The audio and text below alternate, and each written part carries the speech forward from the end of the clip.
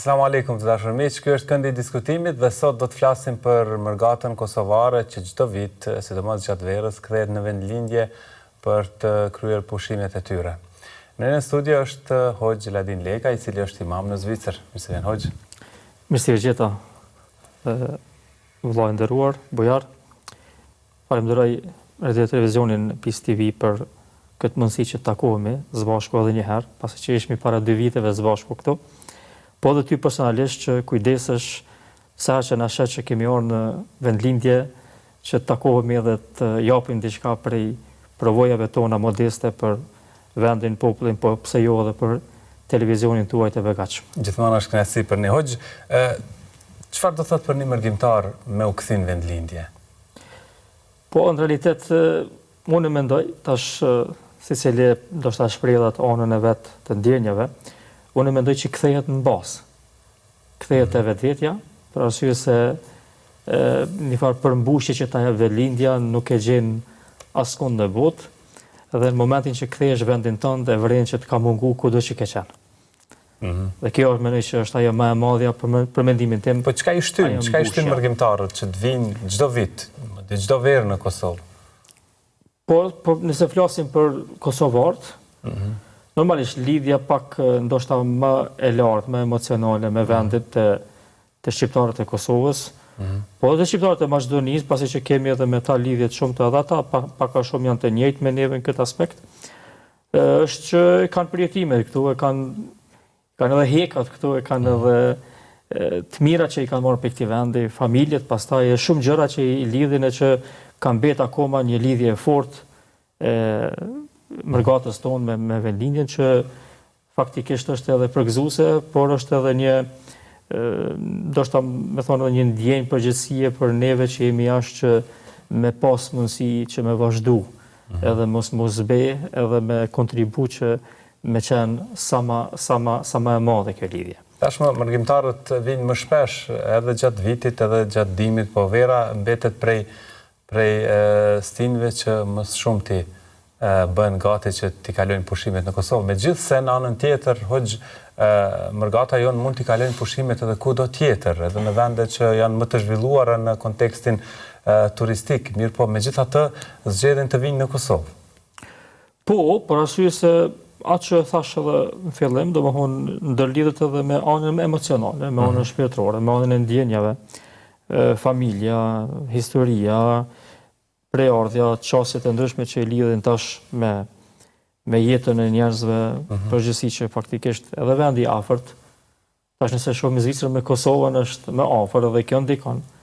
Do ta kemi ndryshe një gjendje nëse flasim për Amerikën, nëse Australinë apo për Kanadën, për arsye se është vendi pastaj më i largët. Po megjithatë, siç thash, ana emocionale e shpirtërore, për mendimin tim akoma është ajo farë shtytësi kryesor për ardhjen e shqiptarëve prej Zvicrës, sidomos në Kosovë, pastaj vinë edhe gjëra tjera rrethanore që janë familja, farefisi, projektet e ndryshme që kanë filluar dhe urat e ndryshme që po shërbejnë për lidhjen mes shqiptarëve të diasporës dhe këta që janë këtu. Dhe kjo për ne që jemi në Kosovë, çfarë mesazhi duhet përcjell kur shohim që mërgjimtarët marrin rrugë të gjatë dhe vinë në Kosovë t'i kalojnë me ne pushimet? Mendoj që janë 2 pika kryesore ose më të rëndësishme në këtë aspekt. E para është që përderisa dikush përmallohet edhe me thonë kështu e ndjen vendlindjen vazhdimisht edhe don me ardhur dhe me vizitu, atëherë për juve është një gjë faktikisht e kryme, ju jeni këtu dhe e keni këtë pjesë me thonë të humbur që ne e lypim vazhdimisht edhe vim e gjejmë këtu në këtë vend. E dyta është që të mundoheni edhe ju që të kontriboni ta shtroni rrugën edhe më shumë dhe të kontriboni që mërgjimtarët faktikisht kenë qef edhe më shumë të vinë këtu. E keni qef atë rrugën e pritjes? Jo vetëm pritjes. Jo të infrastrukturës rrugore? Po, normal. Pritja, projektet e ndryshme që i lidhin edhe më shumë, qasja, mënyra, vetdia që më ngrit më shumë si ka mundësi me i prit bashkëdhëtarët tonë, për arsye se na jemi në realitet ndoshta me këshyr me familje, ndoshta është vështirë me gjetë një familje që nuk e ka dikën jashtë. Kështu që i bën që edhe ju çka jeni këtu, keni nevojë na me arë që edhe ju më plotësu në aspektin e familjes. Besoj që mjaftueshëm a kemi hatrin në këtë drejtim, sepse dhe dasmat i organizojmë me ardhin tuaj. Po, unë po më pëlqen domethënë vazhdimisht që akoma po ruhet kjo ndjenjë e bashkimit edhe afërsisë mes neve, që dasmat të pamet, mërzit, tekat, mu mundu me i kalu prapë zbashku, edhe pse jemi në dy vendet jo të afërta, po mundohemi që vazhdimisht si që përmendet edhe jo, qoftë për dasma, qoftë për gëzime, qoftë për mërzit, ngjarjet e rëndësishme tjetër, me i përjetu bashkë. Po pra. Në anën tjetër, Hoxh, le të flasim tani pak tek ajo esenca e temës. Sa është e rëndësishme që fëmijët e diasporës të vinë në Kosovë dhe jo vetëm me një ardhje të thjeshtë, por ta njohin Kosovën, ta njohin vendlindjen e tyre? Unë mendoj që është e rëndësishme në shumë aspekte. Aspekti i parë është se e ndjejnë më shumë identitetin e tyre. Normalisht se kur jetu me një vend tjetër, që nuk është vendi jot, me kalimin e kohës zbehet ajo ana jote ose me thonë ajo farë krenaria që ti je ai që je, domethënë pa pas nevojë për me u tjetërsu edhe për më ndryshu.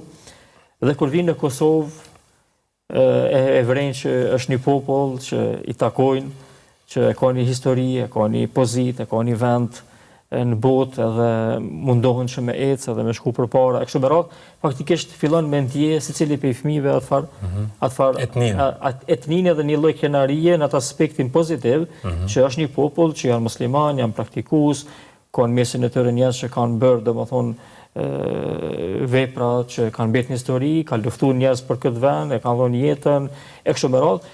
Edhe ky aspekt do më mendoj që është pozitiv. Pastaj e dyta që për neve është shumë rëndësi po ashtu është se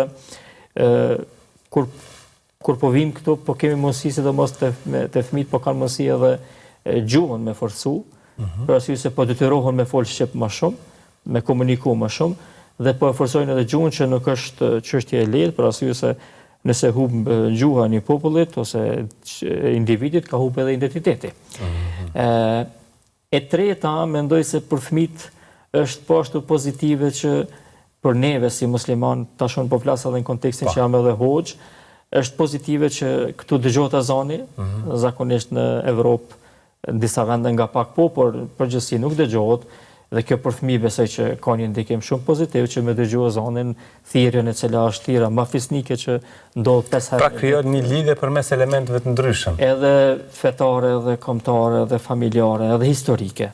Edhe me një fjalë është, unë shpesh ju tham edhe vëllezërve atje, që vizita familjare ose shkuarja në Kosovë me fëmijë nuk është shumë prej neve alhamdulillah kënaqshmi edhe zbavitmi, nuk është vetëm zbavitje, po është projekt. Është projekt, është një kauzë e cila faktikisht e ndërton të ardhmen e fëmijës me një formë që faktikisht i ndihmon atij që me qenë pjesë e të mirës për popullin e tij. Dhe para se të vinë mërgjimtarët në Kosovë, mbani takime, mbani këshillime? Po, ko pas kohë diskutojmë, sidomos atje ndërpriten aktivitetet për të kthyer. Po, verës zakonisht, sidomos verës, për arsye se verës është udhëtimi më masiv. Verës pothuajse nuk ka gati aktivitete në për xhamit, mbesin disa që do të kryhen patjetër, ose ko pas kohë. Dhe normalisht çfarë diskutoni? Çfarë nuk duhet i mungojë një mërgjimtari kur vjen në vendlindje? Po, ka shumë tema, është për arsye se na jemi shumë të familiarizuar. Nuk kemi, si më thonë, nuk kemi një popull që shkojmë në vendin tonë edhe ndoshta nuk e dim të kush jemi të shku, ose ndoshta i kemi harru tregimet e ndryshme që i kemi përjetuar, për arsye se kjo ka qenë ndoshta vetëm para një viti maksimum. Domethënë kjo është ajo ana që nuk mungon ajo lidhja, sidomos po flas për diasporën tonë. Kështu që ajo çka nuk do t'i mungoj askujt prej neve është që dhe kom përmend edhe në hutbën e fundit para se mu nisë edhe unë marrë këtu, është që s'do të më mungu ideja dhe edhe dëshira për me ardhë. Pavarësisht se ku shkon, domethënë shkon kudo në përbot, megjithatë do të më pas një pjesë të vitit që do të jetë edhe në vendlindje. Kjo është e para për mendimin tim. E dyta ku përmend shpesh, edhe është shumë rëndësi për neve si popull, pasi që edhe jemi popull i vogël, edhe domethënë mërgjimtarët edhe pse janë shpërndar gjithandej, unë mendoj që nëse secili për mërgjimtarëve kur vjen këtu, bëhet pjesë e projekteve të mira që bën këtu. Qoftë ndihmë ndonjë shkollë, ndonjë qerdhe, edhe pse këto janë pjesë projekte të shtetit, po megjithatë me një formë, me një mënyrë, qoftë një rrugë dikon me ndërtu. Mund të jetë pjesëmarrës. Qoftë një rrugë, qoftë një post dikon me qenë, sidomos mërgjimtarë që janë nëpër Katunde, po edhe nëpër lagje, nëpër qytetet të mëdha, nuk ka ndaj problem. Për shembull, të përfshirë në ndonjë aktivitet bamirësie në këtë rast. Ndonjë projekt në mënyrë që edhe më shumë, domethënë kjo i ka shumë anë pozitive. Përveç shpërblimit që na shpresojmë te Zoti, është edhe lidhja akoma më e madhe me njerëz, me vendin, pastaj është edhe ana pozitive dhe ndikimit pozitiv të njerëzit. Për arsye se kur e shohin ata që ti ke ardhur, edhe je bë pjesë e gajleve të tyre siç kemi qenë edhe më herët për dertë të caktuara, faktikisht ti edhe ke filluar me kriju edhe me kuptim akoma më të madh dhe dashuri mes njerëzve, edhe mes atyre që vinë për diasporës këtu. Anë tjetër tema e lidhjeve me familjen është normalisht kjo është temë e vazhdueshme, edhe përgjithësi të popullit jon akoma nuk është tabu, akoma nuk është temë e ftohtë. Domethënë akoma nuk e kumni veten si hoç që duhet me fol patjetër që me pas lidhje. Pra vazhdojnë të kemi lidhje të forta. Ka zbehje, domethënë duhet me qenë edhe realist. Ka zbehje, nuk ka dyshim, mirë po nuk e ka atë zbehje që ti domethënë ke fillu me trajtu me rrezikshmëri se çka është ndodh. Domethënë megjithatë ka vizita të vazhdueshme të familjeve, ka për kujdesje të vazhdueshme për raste të caktuara për familje, sidomos ato që kanë nevojë, edhe kjo na gëzon. Kjo na gëzon. E përmendet më herët çështjen e ezanit që dëgohet pra në Kosovë. E përmendin gurbetçarët, diaspora që menzi presin të shkojnë në xhamitë e Kosovës, ta përjetojnë edhe namazin në këtë vend. Po, domthonë te xhamitë zakonisht janë dy tema që na i përsërisim shpesh.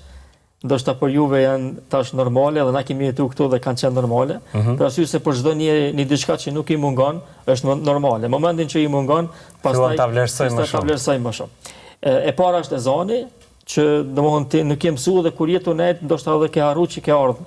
Edhe fillon me dëgjuar ezanin e një farë kënaqësie, një farë ndjenje shumë pozitive. Edhe dyta është xhamiat janë afër.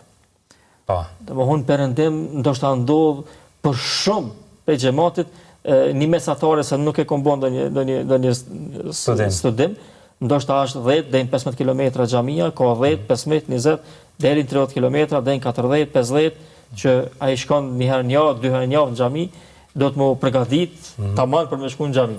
Kurse këtu në për lagje, në për rrugë, në për vende ndryshme dhe kjo është shumë pozitive. Është shumë pozitive. Po pra. Sidomos për një person që dëshiron me praktiku namazin në xhami, kjo është një lehtësim i madh. Pra duhet gjej kohë edhe për të shkuar në xhami gjatë pushimeve. Patjetër, bile kjo është pjesë e pandashme jone, kudo që jemi, por këtu është edhe më shumë.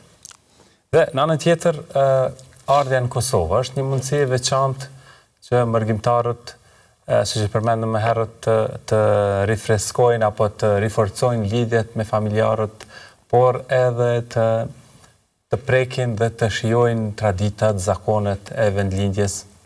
Unë mendoj se edhe në këtë pikë ose në këtë pyetje do ta bëjmë një dallim.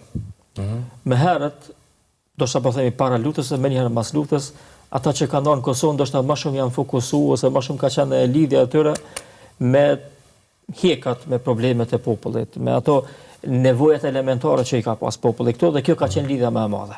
Tash mendoj se ka ndryshuar. Dhe kjo faktikisht është ndoshta edhe një informacion shtesë që ta mendoni edhe ju se ka ndryshim të kërkesave. Nuk është më vetëm ai aspekt, bile ai ka metur në shumë raste ka metur edhe i papërfillshëm për arsye se edhe këto kushtet dhe standardi i jetës është ngrit. Unë mendoj se tash domethënë mendoj që për neve është po ashtu e rëndësishme vizita monumenteve historike. Domethënë te Ashart ose së bashku me fëmijët, me fëmijët, me familje, kjo është tash nuk është më e thjeshtë. Domthon ka unë shoh tash tri atje që ndoshta nuk e lidh ndonjë projekt i caktuar këtu, po thotë jo, po shkojmë pa vendet e tona çysh kanë ndodhur ngjarjet historike, problemet e ndryshme që kanë ndodhur më herët e kështu me radhë, ka çep pa vendet me vizitu. Pastaj festat për shembull që bëhen, domethënë e ndryshme, domethënë që përmendëm edhe më herët. Tash vijnë njerëzit për shembull vetëm për një dasëm. Po. Domethënë ndoshta se ka pas njerëz me marr, po shoku i vet martohet ose shoqja ose farefisi dikush dhe vjen vetëm për atë edhe kthehet. Kjo domthonë që nuk kupton lidhjen e vazhdueshme. Mirë po me një anë tash më ndryshe. Domthonë nuk e koni nevojë me ardh. Ai është ardh vetëm për gëzim dhe po kthehet. Pastaj edhe ushqimet. Domthonë na rritmi familja atje që ko pas kohë ti konsumon diçka për ushqimeve të vendit tonë, po jo në atë formën e dur. Dhe kur vin këto, përveç që është ajo tradita e ushqimeve tona, është edhe një anë tjetër se janë ushqimet shumë të shijshme. Kjo është e njohur, domthonë Kosovë kudo që ka ardhe pe njerëzve jashtë shqiptarëve, domthonë janë mahnit me shijen e mirë të ushqimeve që janë këtu dhe llojshmëria ndryshme për arsye se na sidomos kohëve të fundit, po edhe më herët, po kohëve të fundit domthonë është bërë ajo përzierja mes ushqimeve evropiane dhe ushqimeve ndoshta me thonë. Por ato tradicionale gjithmonë zënë vendin e parë. Po, edhe ato domthonë e kanë ndikimin domthonë. Po mendoj që edhe një pikë tjetër që njerëzit kanë filluar me ardhur se është ngrit standardi i jetës në Kosovë edhe i turizmit. Domethënë ka disa vende në Kosovë që njerëz mendojnë që nuk janë në Kosovë, ndoshta jetë diku tjetër me ndonjë vend përparuar, sidomos nëpër hotelëri të ndryshme, nëpër vende afariste dhe vende turistike që kanë shërbime shumë cilësore dhe ndoshta njeriu, dhe kjo është ana pozitive. Pse? Nëse njeri nuk e ka pas plan me ardh, se nuk ka shka e lidh diçka shumë, po e shef një reklam të mirë për një vend që ja vlen me vizitu, kjo bëhet shkak që ai më ardh në Kosovë. Kështu që edhe ky aspekt ka ndikuar që me i lidh diasporën e njerëzit tonë me vendin. Dhe në anën tjetër, le të flasim pak për jetën fetare në diasporë. Si janë të organizuar besimtarët atje? Me thënë drejt, momentalisht tash çdo herë që flasim për diasporën e flas për Zvicër, nga se ka dallime mes vendeve në diasporë që që më kanë më drejtë dhe më kanë më afër atij realiteti që është atje. Nuk është se kemi jetë fetare të theksuar në ndonjë vend tjetër përveç se në xhami. Domethënë xhamit janë ato që luajnë një rol me një aspekt pozitiv nëse i shohim të ngjashëm me kohën e pejgamberit alayhis salam. Aty bëhet namazi, aty bëhen ligjëratat, aty bëhet ndoshta ahengje të ndryshme, secila xhamia ka edhe anën përcjellëse të një vendit për organizime të ndryshme. Aty shikohet edhe futbolli, aty domthonë gjëra të ndryshme, nevoja ndryshme, gjitha kryen brenda objektit të xhamisë. Nuk është vetëm vendi i faljes. Shqiptarët përveç aspekte fetare ka edhe organizime tjera që të gjitha pothuajse. Kulturore shqiptare. Edhe fejesa, edhe domthonë organizime ndryshme, edhe festa të ndryshme që bëhen, tash bëhen në objektet përcjellëse të xhamive nëpër Zvicër. Mirë po në këtë aspekt pozitiv, kjo është ona pozitive, se çdo send ty të lidh me xhami. Në aspektin tjetër që nëse e shohim në aspektin e mungesës, atëherë jashtë xhamisë nuk ka diçka që të lidh me islamin. Po flas për në Zvicër. Nuk lidh diçka tjetër. Domethënë nuk ka ndihmë tjetër që ti mundesh me thonë që po shkoj ose po mësoj ose po lidhem diçka me ndonjë prej mësimeve të fesë, ka mbetën xhamit, po ajo e bukur është që xhamit pra e luajnë këtë rolin shumë dimensional për neve. Në shumë aspekte, domthonë edhe fetar, edhe kombëtar, edhe kulturor, edhe familjar, edhe domthonë gjitha i përfshin një objekt. Në anën tjetër, familja shqiptare si strukturë, pra çfarë sfidash, çfarë probleme kanë më shumë, më të theksuara në diasporë? Në realitet problemet janë pothuajse të ngjashme në disa aspekte edhe me vendin tonë këtu. Normalisht problem global tashmë nuk është as në Zvicër as në diasporë, është edukimi i fëmijëve, që më është bërë sfidë globale, nuk ka të bëjë më vetëm atje dhe jo edhe çdo vend të botës. Kjo është domethënë sfidë domethënë faktikisht normale. Pastaj është sfidë që përmendëm edhe më herët, por kjo domethënë dita ditës edhe vetëm po shtohet është ruajtja e gjuhës. Gjuha te gjenerata e tretë ka filluar me humbe të mëdha. Dhe unë e tham shpesh edhe në takimet tona. Edhe tash e përmenda, nëse humb gjuha, humb identiteti. Domethënë ti nëse nuk e din gjuhën, nuk mund të thonë diku që je shqiptar. Ti je shqiptar në realitet, pse të ka humb gjuha. Po s'mundesh më thonë se nuk mundesh më ja dëshmu. Mundesh më ja dëshmu tash vetëm prindin që e ki. E arsyeja pse po humb gjuha janë shkaqe të shumta, po një prej shkaqeve se kanë filluar prind që është gjenerata e dytë me fol në gjuhën e vendit me fëmijë. Këtë rast të ne, për shembull gjermanisht ose francezisht ose italisht. Edhe gjenerata e parë se ka ditë mirë gjuhën e vendit, po edhe vazhdimisht kanë fol me fëmijë në gjuhën shqipe. Dhe fëmijët pastaj nuk e kanë humb. Gjenerata e tretë në shkollë gjermanisht, ose gjuhë e vendit, pastaj pas shkollës edhe në shtëpi me zvete fëmia në gjuhën e vendit, pastaj edhe me prind nëse nuk flasin shqip, atëherë prej kanë me rujt gjuhën. Kjo është sfidë tjetër jashtë kësaj. Edhe feja, domethënë, më herët ka qenë sfidë më e madhe, por tash siç e përmendëm domethënë edhe më herët, tashmë nuk ka sfidë e madhe, për arsye se gjithandaj ka xhami, ka mundësi me mësu, ka mundësi me çu fëmijët me mësu në xhami. Pra xhamia kujdeset edhe për këtë pjesë, edhe për ruajtjen e gjuhës. Pra çdo gjë ligjërohet në gjuhën shqipe. Po, momentalisht shumica xhamive po thuaj se gjithë aktivitetet i kanë në gjuhën shqipe, edhe nëse kanë në gjuhën e vendit, prap kanë diçka në gjuhën shqipe. Edhe për fëmijë, disa prej xhamive përveç që i mbajnë mësimin në gjuhën shqipe, kanë filluar edhe si më thonë, të organizojnë si lloj kurse ose si lloj organizime brenda xhamisë që të ketë edhe mësim të abetarës. Mësim të abetarës në gjuhën shqipe. Normalisht abetare po dihet. Domthonë krahas mësimeve fetare që i marrin fëmia, e kanë edhe mësimin e gjuhës shqipe, ka filluar tash. Ka të interesuar, do ketë interesant fëmijëve? Po, ka të interesuar për arsye se ata kur vinë pastaj në xhami, bëjnë bashkimin mes dyjave. Edhe mësojnë fenë, edhe mësojnë gjuhën. Kurse nëse është vetëm gjuha, për shembull, ka pak sfida, ka pak si më thonë ngjecje për arsye se ata që i binë xhami për me mësu fenë, pastaj kanë problem me i sjellë edhe një herë, kohë tjetër ose vend tjetër për miqu për shkak angazhimeve të shumta. Por xhamit, shumë prej xhamive tash e kanë shfrytzuar këtë momentum, këtë rast, edhe pasi që ata po i sjellin fëmijët për shkak mësimit të fesë, që është çështja bazike që do të sjellë për fëmijëve me ditë siç kemi mësuar edhe na historikisht si popull. Një të kohë po ja afrojmë edhe gjuhën shqipe që më mundu maksimum që mos me hub gjuhën e tyre. Dhe fëmijët e kanë vështirë ta kapin gjuhën shqipe, sidomos ata të cilët e përmendët edhe në shtëpi nuk flasin gjuhën anëtare. Po, mirë po, Zoti ja ka dhënë fëmijëve mundësinë që deri në 3 gjuhë, ndoshta edhe 4 gjuhë, në bazë të diskutimeve ose mendimeve ndryshme të pedagogëve, kanë mundësinë të njëjtën kohë me mësu. Madje edhe mësuesit atje, tash mësues të vendit, zakonisht i këshillojnë prindit që me u kujdes që fëmia me mësu gjuhën e nënës. Që me pas gjuhën e nënës të fortë dhe kështu e forcon edhe gjuhën e vendit më shumë. Dhe fëmia që veç me një kujdesje pak, domethënë një shtytje pak prej prindërve, nuk e kanë fare problem që me e rujt gjuhën shqipe. Se baza ekziston, domethënë ai ka shprehje, ka fjalë që i din, po ndoshta artikulimi nuk e ka në rregull ose ndoshta lidhjen mes fjalëve nuk e ka në rregull. Dhe i vjen një shtytje pe familjes edhe në shkollë ose në xhami në këtë rast, që i merr mësimin në gjuhë shqipe, pastaj ai vetëm dhe pas qëndrimit në Kosovë, vrenin ndryshime tek fëmijët pasi të kthehen? Po. Me gjuhë të përforcuar? Po, vrehet qartë, madje vrehet edhe një anë interesante që fëmijët fillojnë me fol fjalë edhe të vjetra. Domthonë kjo tregon se e ka gjyshin ndoshta në Kosovë, që gjyshi përdor për shembull dëshme pas rahmet. Kjo punë ka bereqet shumë. Këto nuk përdoren tash normalisht në gjuhën aktuale.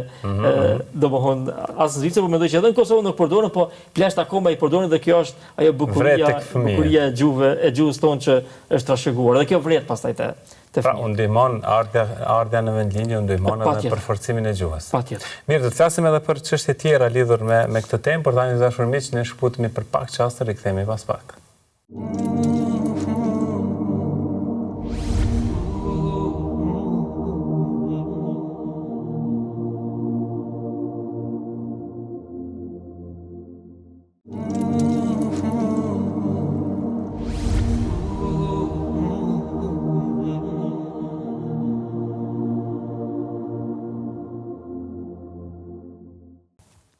Dashur miq, po shoqëroni me këndin e diskutimit me Hoxhën Xheladin Leka, po flasim për mërgatën kosovare dhe ardhin e tyre në vendlindje, dhe Hoxh ishin duke folur pikërisht te çështja e gjuhës, që është për elementeve kyçe që ta ruajmë identitetin tonë, siç e përmenda disa herë gjatë emisionit. Por prindrit çfarë mund të bëjnë më shumë që fëmijët e tyre të mos e harrojnë gjuhën shqipe?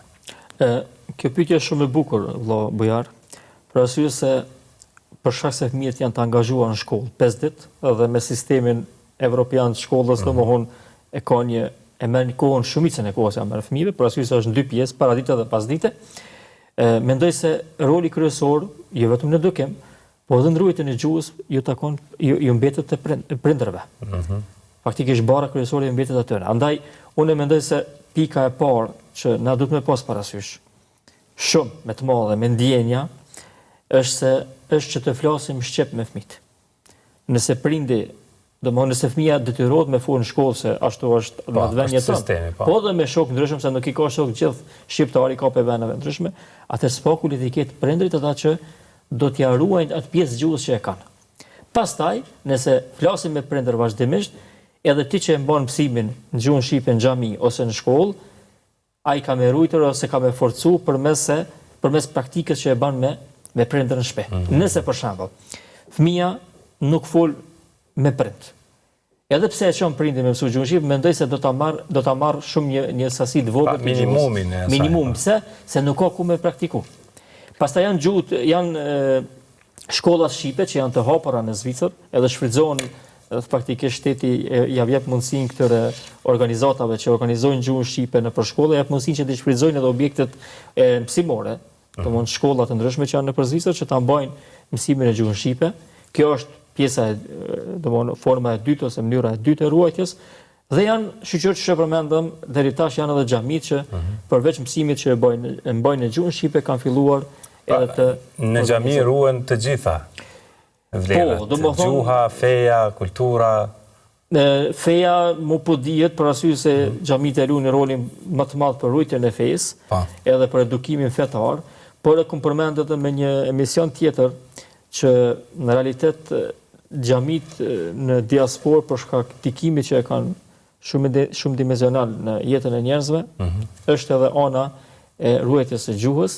Edhe unë e kam thonë jo për më lavdru, por realitet, nuk është diçka që fshehet që në Zvicër ose në diasporë më thonë pa problem këtë informat, nuk ka vend që flitet shqip ku të bëhen njerëzit më shumë se në xhami.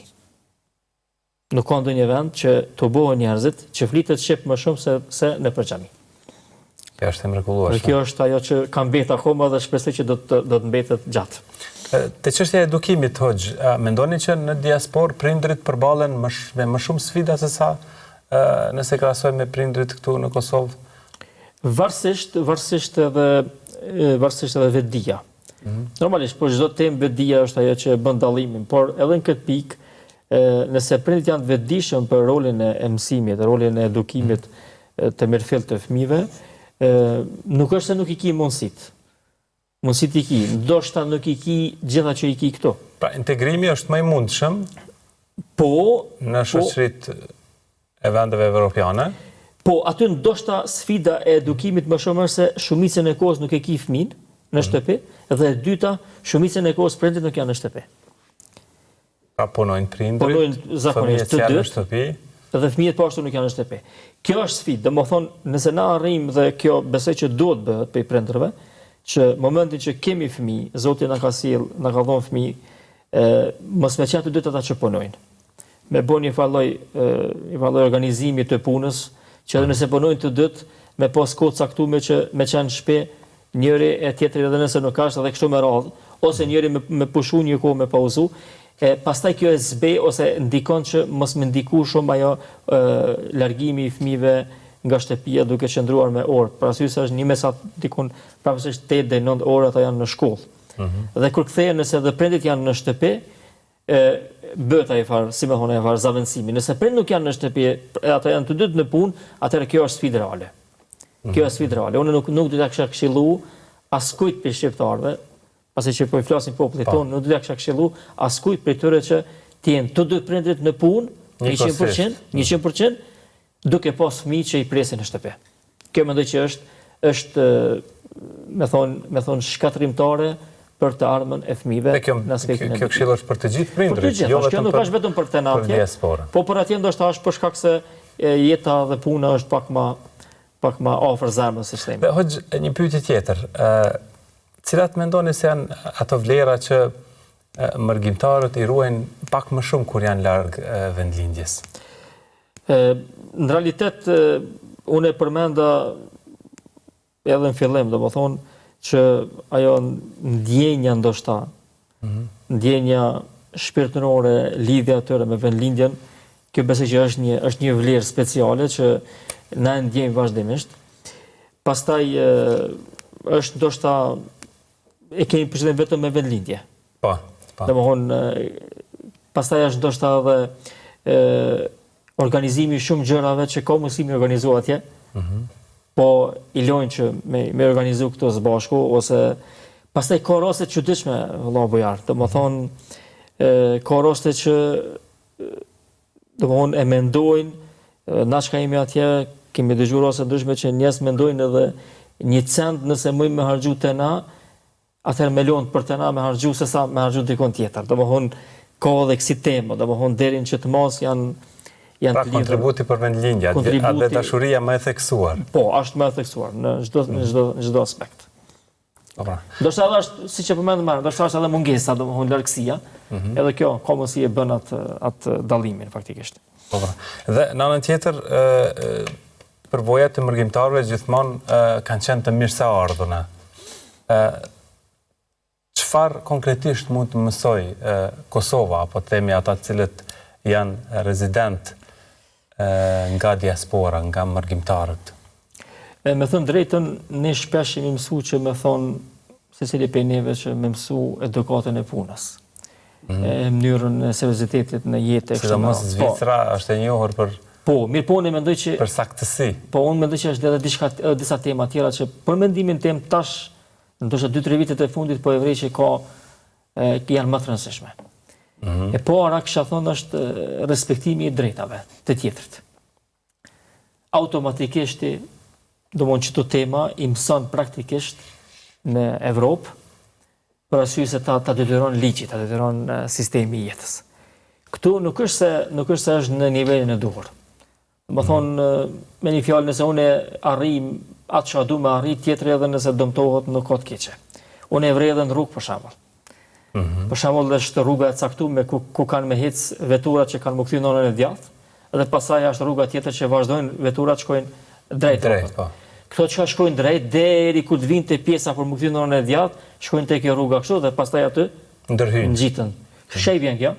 Kjo domthon që unë kejt juve shkeni tu prit, ju nuk jeni tamam në rregull. Unë e di ç'është funksionon. Domthon unë e du veten ta me ratu, mos me prit në rand, kurse ju keq keni prit në rand, s'ka rëndsi. Kjo tep. Faktikisht nuk kanë rregull. Nuk është korrektësi kjo. Nuk është korrektësi dhe pikëqyr vetëm veten, nuk pikëqyr tjerët. Respektimi i drejtave në shumë aspekte këtu e kom pa që ka nevojë më ngrit. Ka nevojë më ngrit vetdia më shumë. Mos me pa vetëm veten, unë t'jam mirë, unë të arri, unë të kaloj, unë jam për gut. Për shembull unë jam për gut, po në rregull këto tjerë çka janë? Edhe ka ndoshta mesin e tyre që kanë njerëz për gut, ndoshta dikush fytyn e ka di kanë smut. Por respekton rregull. Që shikojnë vetëm anën e vet. Individuale faktikisht. Mendoj që pikë tjetër është respektimi i mendimit. Tash pavarësisht si popull me hjekat e tona, po mendoj që ka munguar te na një debat i mirëfillt në familje. Përgjithësi, tash po flas ndoshta në tema pak edhe sociale, ka munguar një debat i mirëfillt.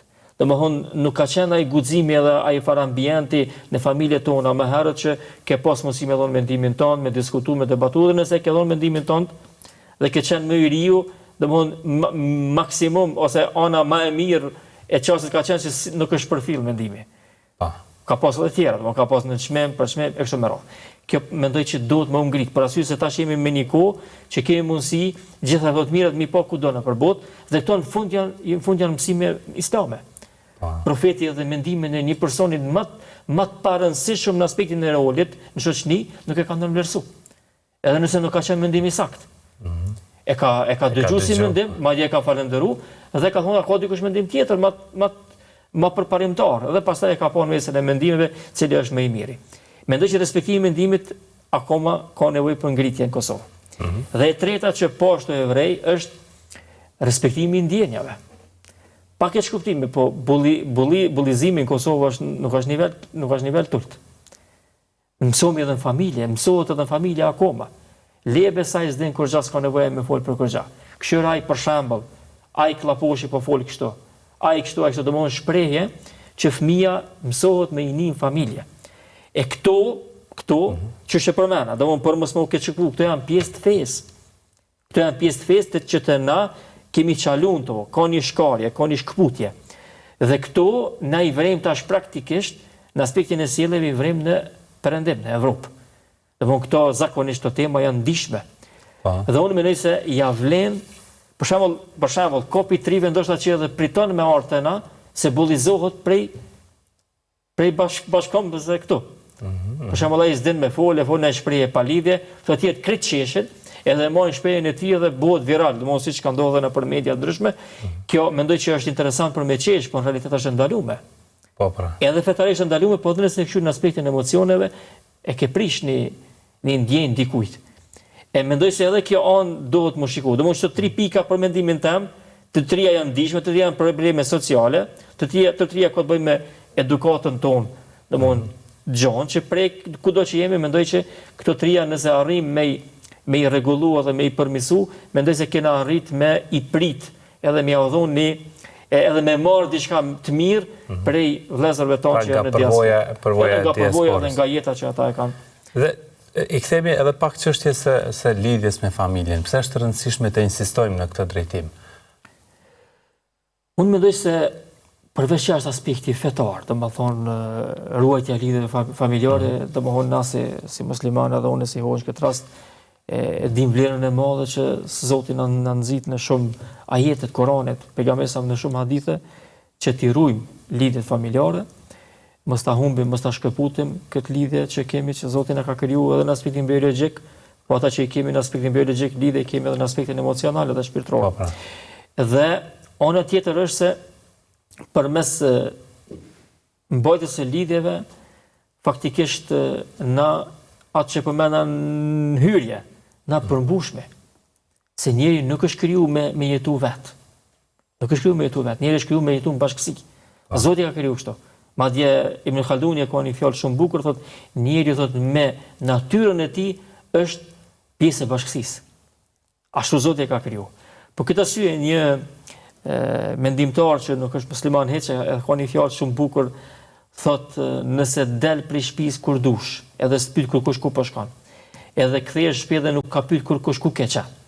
Thotë kjo është liri, a është vetmi.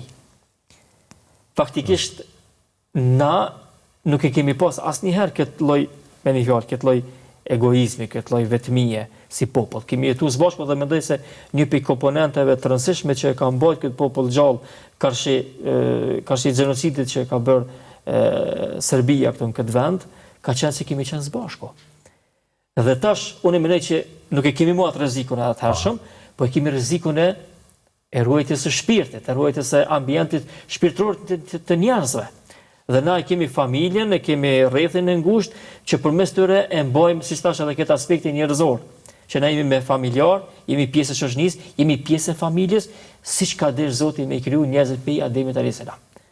Dhe më nëse humbi këtë vlerë, nuk e kena humbë vetëm vlerën tonë si shqiptar, po e kena humbë edhe vlerën tonë si njerëz. Pra vazhdimësia e raporteve duhet të jetë gjithmonë prezente. Patjetër, se është pjesë, mendoj që është pjesë natyrale e krijimit tonë. Që na ka krijuar Zoti, ta ruajmë këtë të natyrshmen. Ta ruajmë natyrshme. Dhe do doja përfund hoxh një këshill gjithë mërgjimtarëve, po veçanërisht të rinjve që janë në diasporë në kontekstin e lidhjes me vendlindjen. Mendoj që për ata që janë në diasporë, domethënë këshilla ime që është e vazhdueshme është që të kenë vizita të vazhdueshme me vendin e tyre. Mos ta humbin këtë lidhje, edhe kur llogaritë e tyre financiare nuk dalin siç duhet. Për shembull, kohëve të fundit më herët prindërit tonë që kanë shkuar më herët në gurbet, nuk e kanë diskutuar sa harxhon nëse shkon në vendlindje. Se ajo kon temë kryme, kon temë pa diskutueshme.